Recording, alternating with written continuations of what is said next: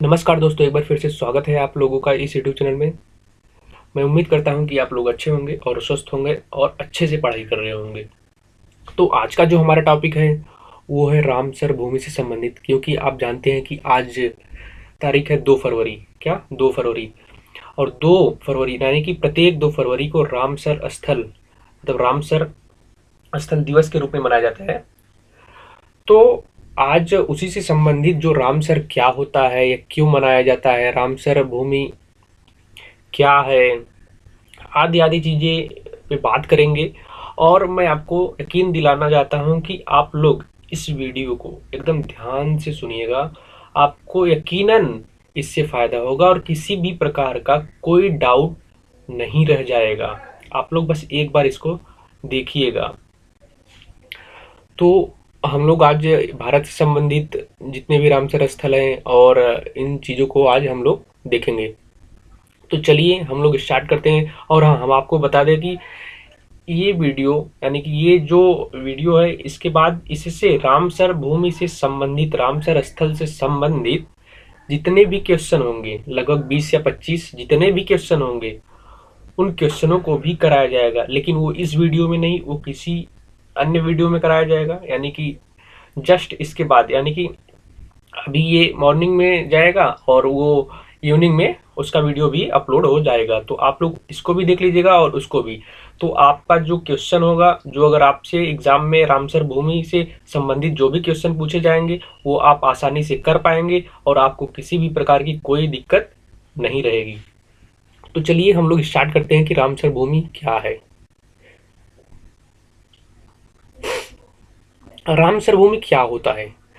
तो रामसर स्थल जो है उन प्राकृतिक, क्या रामसर स्थल जो है उन प्राकृतिक एवं कृत्रिम आर्द्रभूमियों, क्या कृत्रिम आर्द्रभूमियों को कहा जाता है, जिन्हें पारिस्थितिकी तंत्र में महत्वपूर्ण भूमिका के लिए, क्या महत्वपूर्ण भूमिका के लिए आईयूसीएन द्वारा, किसके द्वारा बच्चों यहाँ पे ध्यान दीजिएगा, आईयूसीएन द्वारा एक फैक्ट यहाँ पे प्राप्त हुआ। क्या? आईयूसीएन द्वारा, किसके द्वारा? आईयूसीएन द्वारा संरक्षित किया जाता है। किसके द्वारा संरक्षित किया जाता है? तो वो आईयूसीएन द्वारा संरक्षित किया जाता है। क्या है? रामसर स्थल उन प्राकृतिक एवं कृत्रिम आर्द्रभूमियों को कहा जाता है जिन्हें पारिस्थितिकी तंत्र में महत्वपूर्ण भूमिका के लिए आईयूसीएन द्वारा संरक्षित किया जाता है। अब हम देखते हैं कि आर्द्रभूमि जो होता है, इसे मतलब कि आर्द्रभूमि किसे कहा जाता है। तो देखिएगा, जल से, इस चित्र को देखिएगा, आप लोग इस चित्र को भी देखिए, इसके बाद भी बहुत सारे चित्र हैं। ये देखिए, ये इन सभी को देखिए। तो इन्हें ही आर्द्रभूमि कहा जाता है। इन्हें हम परिभाषा रूप में किस प्रकार देख सकते हैं? देखिए, जल से घिरे, किससे? जल से घिरे दलदली स्थलों, जल से घिरे दलदली स्थलों को आर्द्रभूमि कहा जाता है। सामान्यतः क्या होता है, दो जो जल से घिरे स्थल होते हैं, जल और स्थल के मध्य जो संक्रमण भाग होता है, संक्रमण क्षेत्र होता है, यानी कि जो दलदली भूमि होती है, उसको आर्द्रभूमि का दर्जा दिया जाता है। तो इसमें जिसमें कौन कौन से आते हैं? तो तालाब हो सकते हैं, जलाशय हो सकते हैं, झीलें, नदी डेल्टा, बाढ़ के मैदान, दलदली भूमि, समुद्र के दलदली किनारे आदि शामिल किए जाते हैं। क्या इसमें कौन कौन से शामिल किए जाते हैं? तो तालाब, जलाशय, झीलें, नदी डेल्टा, बाढ़ के मैदान, दलदली भूमि, समुद्र के दलदली किनारे आदि शामिल किए जाते हैं। दोस्तों, आप लोग अगर गांव गांव में जाते होंगे या गांव में रहते होंगे तो आपको पता होगा कि एक तालाब होता है। तालाब आप लोग देखे होंगे। तो तालाब में जब उसमें क्या हो जाता है, वो पानी का समय मतलब एकदम जब बारिश खत्म हो जाती है, क्योंकि आपको पता है कि तालाब में पानी तभी रहता है जब बारिश होती है, और जब बारिश खत्म हो जाता है तो उसके बाद जब पानी धीरे धीरे कम हो जाता है तो कुछ समय के बाद वो वहां पे दलदल हो जाता है। दलदल का मतलब पानी कम हो जाता है और कीचड़ अधिक रहता है। तो ये चीजें होती है। तो आप लोग ये मत बोलिएगा कि हमारा जो बगल वाला वो तालाब है उसमें क्यों रामसर स्थल उसको क्यों घोषित नहीं किया गया था। ये बहुत बड़े क्षेत्र को अंतर्गत किया जाता है, मतलब बड़े क्षेत्र को दृष्टि में रखकर किया जाता है। ये नहीं कि आपके बगल वाला तालाब, हमारे बगल वाला तालाब, ये सब भी आर्द्रभूमि के, ये सब भी इसके अंतर्गत शामिल कर दिया जाए। तो ये चीजें होती है, आप लोग ध्यान रखिएगा। मुख्यतः क्या इसको मुख्यतः परिभाषित कर सकते हैं, जल एवं स्थल के मध्य भाग के संक्रमण क्षेत्र, क्या मध्य भाग के संक्रमण क्षेत्र या जल से घिरे दलदली भूमि को ही आर्द्र भूमि का दर्जा दिया जाता है। दलदली भूमि को ही मतलब दलदली भूमि को ही आर्द्र भूमि का दर्जा दिया जाता है। और हम आपको बताते चले दोस्तों कि ये क्या, ये जो एकमात्र ऐसी संधि है जो, अच्छा अभी इसको हम बाद में बताते हैं, पहले इसको हम देख लेते हैं। तो ये चीजें आपको समझ में आ रही होंगी और आ गई होंगी, बस आप लोग ध्यान से सुनते जाइए, आप लोग बस ध्यान से सुनते जाइए, आपको हर एक चीज माइनर से माइनर चीजें आपको क्लियर होती चली जाएंगी, क्लियर होती चली जाएंगी। तो ये चीजें रही, हम आपको बता दें कि आर्द्र भूमि महत्वपूर्ण क्यों है, ये सब जो है ये महत्वपूर्ण क्यों है, ये महत्वपूर्ण क्यों है। तो जो आर्द्र भूमि होता है ये पारिस्थितिकी तंत्र का, जो पारिस्थितिकी तंत्र होते हैं उनके मतलब ये सबसे महत्वपूर्ण हिस्सा निभाता है। जो पर्यावरण संरक्षण जो होता है, पर्यावरण संरक्षण, पारिस्थितिकी संतुलन, ऑक्सीजन उत्पादन, कार्बन अवशोषक, मत्स्य पालन, सिंचाई, प्रयास मतलब जो प्रवासी पक्षी आते हैं, आप लोग देखते होंगे कि इस समय अगर आप यहाँ पे संगम में आए होंगे तो वहां पे बहुत सारे पक्षी, वो साइबेरियन पक्षी शायद कहे जाते हैं, वो बहुत सारे पक्षी यहाँ पे आए हुए हैं। तो जो प्रवासी पक्षी आते हैं उनके निवास के रूप में, और बहुत सारे इसमें चीजें होती हैं, जैसे कि जीवों के लिए खाद्य पदार्थ आपको उपलब्ध हो जाता है यहाँ पे, और बाढ़ से आपको रोकथाम होता है, जैव विविधता से मतलब ये जो होता है कि पूरी तरह से अगर हम देखें तो ये जो आर्द्र भूमि होता है, जो वेटलैंड होता है, ये पूरा भूमि मतलब ये पूरा जो होता है ये सब जो होता है जैव विविधता के लिए महत्वपूर्ण भूमिका निभाते हैं। ये जैव विविधता में महत्वपूर्ण भूमिका निभाते हैं। क्या? जैव विविधता में महत्वपूर्ण भूमिका निभाते हैं। कौन? आर्द्र भूमि। आर्द्र भूमि जैव विविधता में महत्वपूर्ण भूमिका निभाते हैं। उम्मीद करते हैं दोस्तों आप लोग को ये सारी चीजें समझ में आ रही होंगी। अगर आपको ये चीजें समझ में आ रही हो तो आप लोग इस वीडियो को इस तरह से फैलाइए कि ये पूरे यूट्यूब के इतिहास में ये नंबर 1 वीडियो बन जाए। तो हम अगली बात देखें कि और चीजें इसमें क्या हैं। तो हम यहाँ पे अब बात करेंगे कि रामसर स्थल, इसके बारे में बात करेंगे कि रामसर स्थल क्या है, कि रामसर स्थल है क्या, ये कब हुआ था, रामसर स्थल क्या किसी स्थान का नाम है, क्या पक्षी का नाम है, क्या क्या कैसे कैसे। तो हम आपको बताते चलें कि 2 फरवरी 1971 को, 2 फरवरी 1971, ये डेट आप लोग याद रख लीजिएगा। 2 फरवरी 1971 और आज 2 फरवरी है और आज के दिन आर्द्र भूमि दिवस मनाया जाता है। तो 2 फरवरी 1971 को ईरान, ये भी याद रखिएगा, ईरान के शहर रामसर, ये जो रामसर है ना वो ईरान का एक शहर है। क्या? ईरान का एक शहर है रामसर में दुनिया के विभिन्न देशों द्वारा, मतलब बहुत सारे देश यहाँ पे इकट्ठा हुए और उनके द्वारा एक अंतरराष्ट्रीय संधि की गई। क्या? एक अंतरराष्ट्रीय संधि की गई जिसे रामसर समझौते के नाम से जाना गया। क्या? जिसे रामसर समझौते के नाम से जाना गया। इसके अंतर्गत क्या था कि पर्यावरण संरक्षण हेतु दुनिया के विभिन्न जो आर्द्र भूमि स्थल है उनको संरक्षित करने का संकल्प लिया गया। क्या? जो दुनिया के आर्द्र भूमि स्थल है उनको संरक्षित करने का संकल्प लिया गया इस संधि में। किस संधि में? तो रामसर संधि में। क्या? रामसर में जो पर्यावरण से संबंधित है, जो आर्द्र भूमि होते हैं उनको संरक्षित करने के इसमें संकल्प लिया गया। क्या? संकल्प लिया गया। और इस समझौते के तहत ही रामसर समझौते के नाम से इसको जाना गया। इसी समझौते के तहत क्या होता है कि रामसर स्थल घोषित किए जाते थे। इसी समझौते के तहत रामसर स्थल जो घोषित किए जाएंगे, ये चीजें इसमें हुई। और इन्हीं चीजों को मतलब जो ये समझौता हुआ इसी को रामसर स्थल समझौता के नाम से जाना गया। किसके नाम से जाना गया? तो रामसर समझौता। के नाम से जाना गया। और ये जो रामसर समझौता था, क्या ये जो रामसर समझौता हुआ, ये रामसर समझौता हुआ, ये 21 दिसंबर 1975, 21 दिसंबर 1975, 21 दिसंबर 1975 को पूर्ण रूप से लागू हुआ, पूर्ण रूप से लागू हुआ। तो ये जो सम्मेलन हुआ था कब हुआ था, जो समझौता हुआ था कब हुआ था? 2 फरवरी 1971 में ईरान के शहर रामसर में हुआ था, ईरान के शहर रामसर में हुआ था। और ये लागू कब हुआ? तो ये 21 दिसंबर 1975 को ये लागू हुआ, 21 दिसंबर 1975 को लागू हुआ।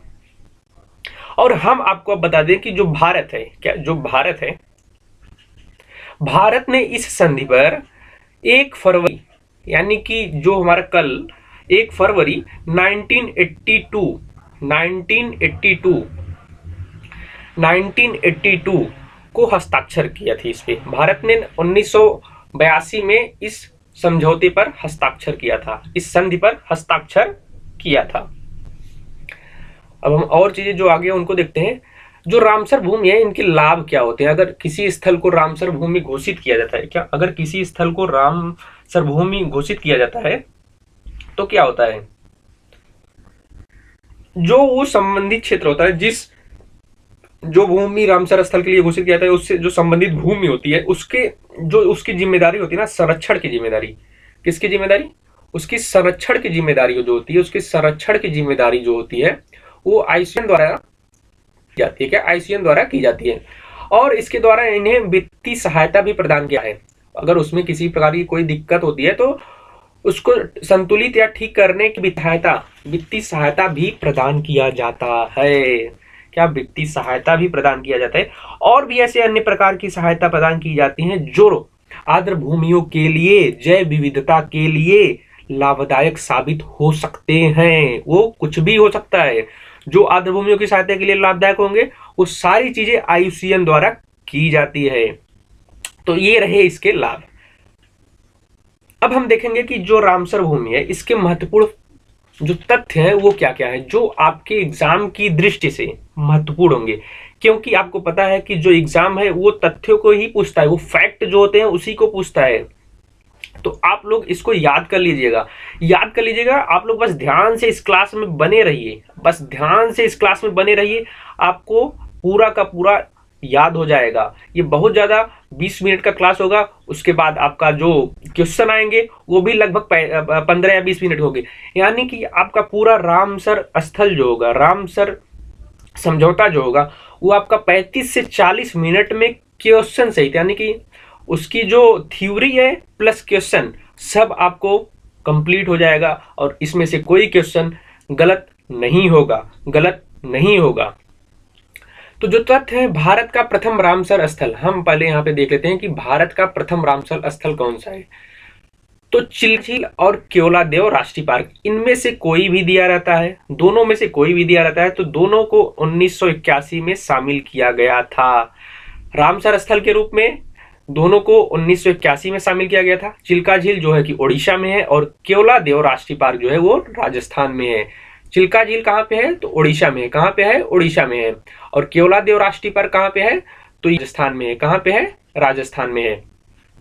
तो ये चीजें याद रखिएगा। या तो दोनों दिया रहेगा, अगर आपसे क्वेश्चन पूछा जाएगा तो इन दोनों में से एक दिया रहेगा, या तो इन दोनों में से दोनों दिया रहेगा। तो आप दोनों को लगाइएगा, क्योंकि दोनों को साथ में 1981 में रामसर स्थल के रूप में नामित किया गया था। और हम आपको बता दें कि जो रामसर समझौता है उस पर भारत ने हस्ताक्षर कब किया था? तो 1 फरवरी 1982 को। कब किया था? तो 1 फरवरी 1982 को भारत ने हस्ताक्षर किए। अगर आपसे पूछा जाता है, यहाँ पे आप क्वेश्चन आपसे बना सकता है कि भारत का जो प्रथम रामसर स्थल था वो कब घोषित किया गया था, तो बहुत सारे लोग ये लगाएंगे कि जब भारत ने हस्ताक्षर 1982 में किया गया था, तो ये तो कंफर्म है कि वो 82 के बाद ही रामसर स्थल घोषित किया हो गया। तो लेकिन नहीं, यहीं पे वो गलत हो जाएंगे और आप यहाँ पे सही हो जाएंगे। अगर आप इस वीडियो को देख रहे होंगे तो भारत का जो प्रथम रामसर स्थल था वो 1981 में शामिल किया गया था। कब शामिल किया गया था? तो 1981 में शामिल किया गया था। 1981 में शामिल किया गया था भारत का प्रथम रामसर स्थल। अब हम आगे बढ़ते हैं तो भारत में कुल रामसर स्थल जो है, वर्तमान में कुल रामसर स्थलों की संख्या कितनी है? तो 75 है। भारत में कुल वर्तमान में रामसर स्थलों की संख्या कितनी है? तो 75। कितनी है? 75। सर्वाधिक रामसर स्थल वाला राज्य कौन सा? रामसर स्थल वाला राज्य कौन सा है? क्या सर्वाधिक रामसर स्थल वाला राज्य कौन सा है? तो वो है तमिलनाडु। वहां पे अभी वर्तमान में 14, कितना? 14 रामसर स्थल हैं। 14 रामसर स्थल हैं। और दूसरे नंबर पे है उत्तर प्रदेश, यहाँ पे अभी 10 रामसर स्थल हैं। कितने हैं? 10 रामसर स्थल हैं। कहाँ पे? उत्तर प्रदेश में। सबसे ज्यादा रामसर स्थल वाला देश कौन सा है? तो यूनाइटेड किंगडम है। क्या? कौन है? United kingdom. United kingdom, UK में।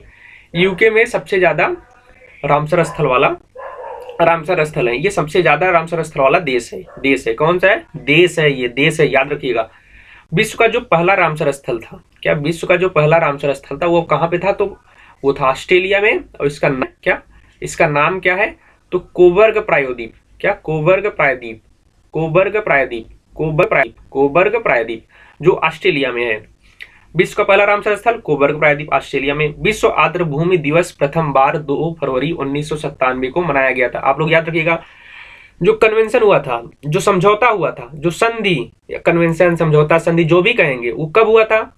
तो 2 फरवरी 1971 को। 2 फरवरी 1971 को समझौता हुआ था। लागू कब हुआ था? 21 दिसंबर 1975 को। लागू कब हुआ था? 21 दिसंबर 1975 को। भारत में पहला रामसर भूमि कब घोषित किया गया? तो 1981 को। 1981 को भारत ने रामसर समझौते पर हस्ताक्षर कब किया? 1 फरवरी 1982 को। 1982 को भारत ने हस्ताक्षर किया। और जो प्रथम आर्द्र भूमि दिवस मनाया गया था वो 2 फरवरी 1997 को मनाया गया था। कब मनाया गया था? 2 फरवरी 1997 को मनाया गया। 2 फरवरी 1997 को मनाया गया था। इस तरीके से, क्या इस तरीके से जो भी रामसर भूमि से संबंधित तथ्य थे, रामसर भूमि क्या होता है, उम्मीद करते हैं कि आपको ये सारी चीजें आसानी के साथ समझ में आ गई होंगी। अगर आपको ये वीडियो अच्छा लगता है तो आप लोग इसको शेयर करिएगा, लाइक करिएगा और चैनल को सब्सक्राइब कर लीजिएगा, क्योंकि इसी प्रकार के अन्य वीडियो जो आपको इंटरेस्टिंग वीडियो और जो आपकी एग्जाम के दृष्टिकोण से महत्वपूर्ण होंगे, हम वही वीडियो ला रहे हैं जो आपके एग्जाम की दृष्टि से महत्वपूर्ण है। आप लोग उसको जरूर देख लीजिएगा और जरूर देखिएगा। आप लोग अगर चैनल को सब्सक्राइब करते हैं तो आपको वो वीडियो तुरंत प्राप्त हो जाएगा। और हम आपको बता दें कि आपको शाम को आप इस वीडियो को देखना ना, इस वीडियो को देखने के बाद शाम को आप जो वीडियो जाएगा उसमें क्वेश्चन से संबंधित होगा, आप इसको पढ़िएगा और उसको देखना मत भूलिएगा, क्योंकि वो भी आपके लिए उतना ही लाभदायक है जितना ये वीडियो है। तो मिलते हैं आपसे किसी अन्य क्लास में। तब तक के लिए धन्यवाद और जय हिंद।